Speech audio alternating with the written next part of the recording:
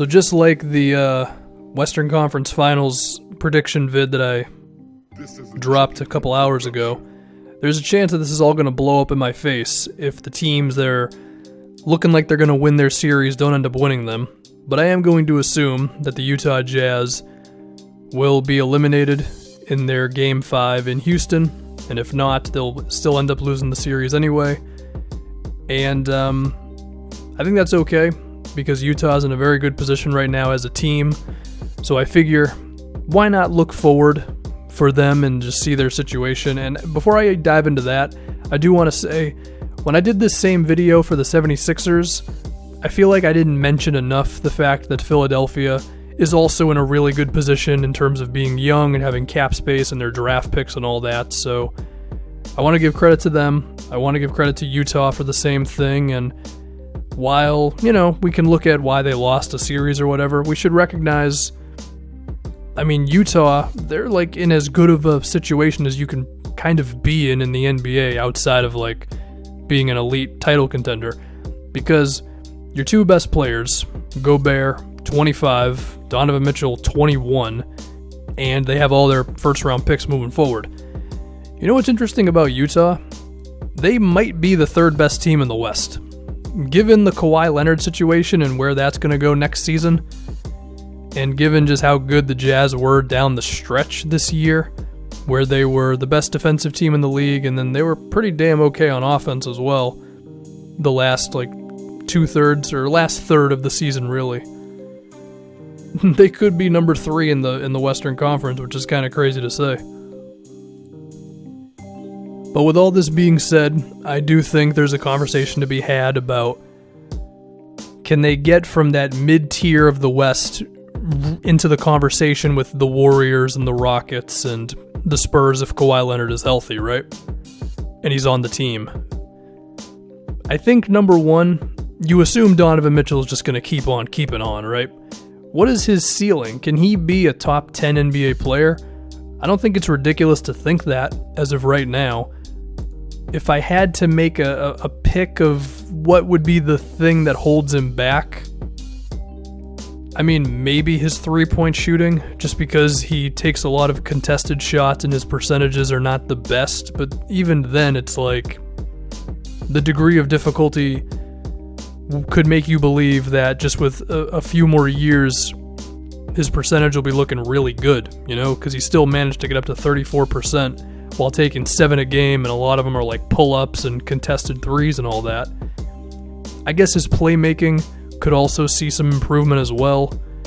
But again, given the season he had as a rookie, taking on the offensive responsibility of this Jazz team, it's pretty nuts, man. I don't think it's ridiculous to think that Mitchell really could end up being just one of the elite players in the NBA. I think bare minimum he gets into the top 15. You gotta believe that, right? The dude's gonna put up 25 points a game or something in his third NBA season and still being a quality defensive player, and I assume he's gonna get to the line more often. So there's all that for you with him, and that's gonna allow you to go up against the Warriors and the Rockets and whoever else and be able to match them in terms of buckets with at least one guy. So that's big.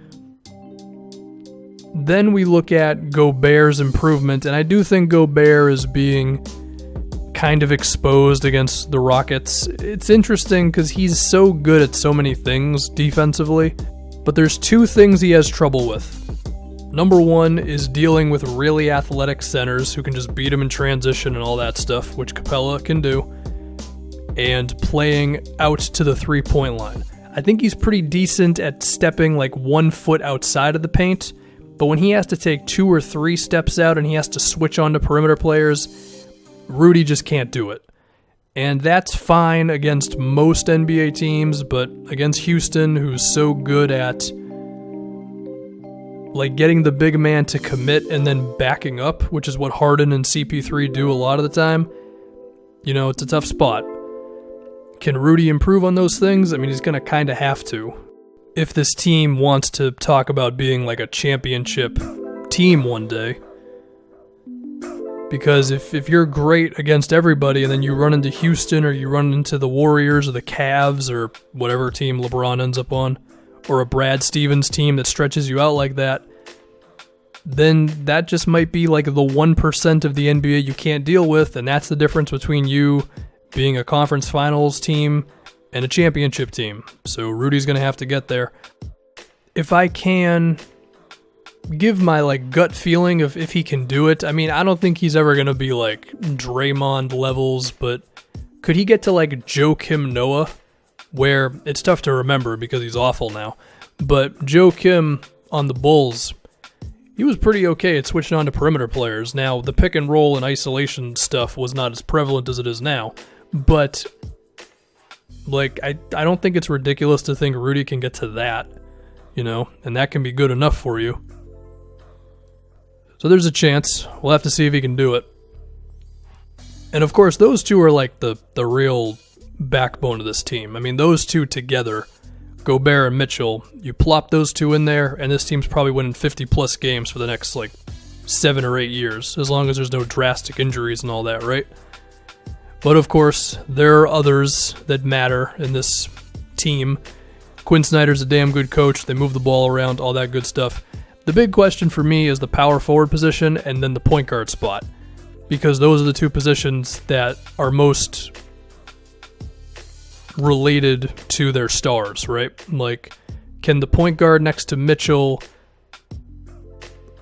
accompany him well? Is Rubio the ideal point?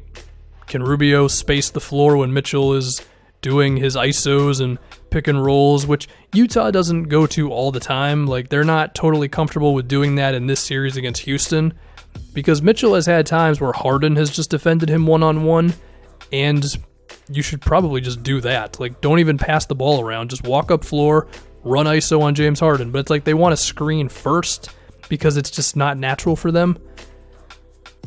And in those type of situations, Rubio, not totally the best point guard for the job, right?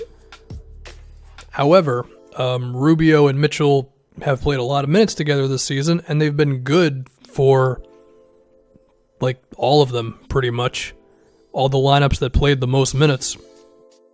So it's this weird thing where it kind of goes back to the Rudy on the perimeter thing, where it's it's fine against most NBA teams. And I think a lot of it is because Utah has so much ball movement that there's times where it's not as simple as, oh, Mitchell's driving, let me just help off of Rubio,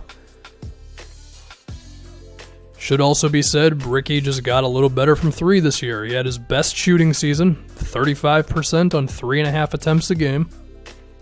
So there's definitely a chance that he could be the ideal point next to Mitchell, but I do think there could still be a little bit of awkwardness with those two, and it might only really come out in a series like this one against Houston or against the Warriors or just the elite NBA teams. Now, of course, Ricky is not playing in this series against Houston because of an injury. It's too bad, because that would give us a real idea of if this backcourt can work. But he has one more year left in his contract. Next season will be the deciding year, I guess, and we'll find out if he really is the ideal backcourt mate for Donovan Mitchell. Now, it is possible that the best option is to move Mitchell to point guard and then have a shooting guard play next to him. Yeah, I mean, maybe. I'm not totally confident in what's going to be the right decision. The other thing is the power forward spot. Favors and Gobert eventually figured it out, but they also got killed against Houston when those two were playing together. Or I should say they are getting killed. Series isn't technically done yet. The problem is, though, I don't think Crowder is the perfect small ball four for these guys. Defensively, he's been pretty okay for them, but his shot just may not come back from that 1 year he had with the Celtics. And I think spacing could end up being kind of rough with him and Rubio and all that. And again, I think this team is good enough to make it work against most of the NBA. That's kind of the theme of this thing. It's I don't know, Utah is they could be better than most teams, but they got certain problems that'll be exposed against the best teams. Now, what do you do for that power forward spot? Number one, Crowder just may make his threes, which would be huge. If that's not the case, then you got to find that guy at some point, right? Now, they could re-sign Derek Favors because they think that they can just make it work with that. And to be fair, they did up until a certain point. So maybe you can just keep on experimenting with that and eventually find the thing that will work in terms of like having Favors and Gobert out there, but maybe just different game plan or defensive adjustments. And it should be said, I remember seeing something where Favors said he's been working on corner three-pointers and he expects to make them next season. Now, do I think you sign a guy to a 3-year contract because he said he's going to start making threes? No. But, I mean, they see him every day. Maybe they're confident that he will make them. And if he can knock those down, suddenly that does a lot more for you. So, now if it's not going to be that, then you start going on the hunt for a small ball 4 who can space it out and all that. I mean, your best option, honestly, may be to re-sign Favors because you had something good going on, and then acquire someone like Crowder who can just shoot threes and stuff.